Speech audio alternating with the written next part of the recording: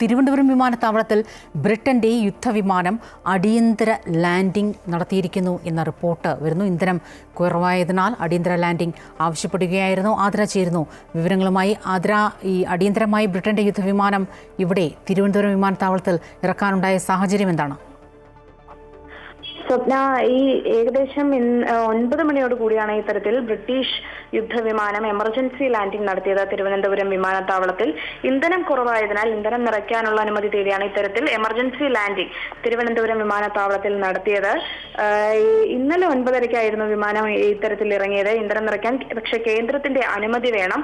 ബ്രിട്ടന്റെ ഒരു യുദ്ധവിമാനമായതുകൊണ്ട് തന്നെ കേന്ദ്രത്തിന്റെ അനുമതി ഇല്ലാതെ നമുക്ക് ഇന്ധനം നിറയ്ക്കുവാനോ മറ്റു ആവശ്യങ്ങളോ ഒന്നും ഇവിടെ നടത്താൻ സാധിക്കില്ല. അതുകൊണ്ട് തന്നെ കേന്ദ്രത്തിന്റെ അനുമതി ലഭിച്ചാൽ മാത്രം ഇന്ധനം നിറയ്ക്കും. ശേഷം പ്രതിരോധ വകുപ്പിന്റെ നടപടികൾക്ക് ശേഷം യുദ്ധവിമാനം വിട്ടയക്കുമെന്നാണ് നമുക്ക് നിലവിൽ അറിയാൻ സാധിക്കുന്നത്. ഇത്തരത്തിൽ യുദ്ധവിമാനം 100 നോട്ടിക്കൽ മൈൽ അകലിൽ നിന്നാണ് ഈ യുദ്ധക്കപ്പലിൽ നിന്നാണ് യുദ്ധവിമാനം പറന്നുയർന്നത് എന്നാണ് നമുക്ക് നിലവിൽ അറിയാൻ സാധിക്കുന്നത്.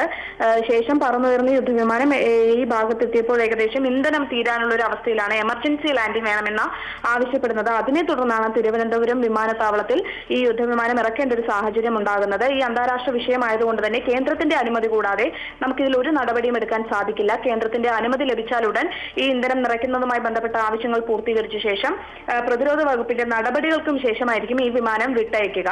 കൂടുതൽ വിവരങ്ങൾ നമുക്ക് ലഭ്യമായിട്ടില്ല സ്വപ്ന. അടുത്ത കുറച്ച് മണിക്കൂറുകൾക്കുള്ളിൽ കൂടുതൽ വിശദാംശങ്ങൾ ലഭ്യമാകുമെന്നാണ് നമ്മൾ വിചാരിക്കുന്നത്. തിരുവനന്തപുരം വിമാനത്താവളത്തിൽ ബ്രിട്ടന്റെ യുദ്ധവിമാനം അടിയന്തര ലാൻഡിംഗ് നടത്തി എന്ന റിപ്പോർട്ടാണ് ആതിര നൽകിയത്.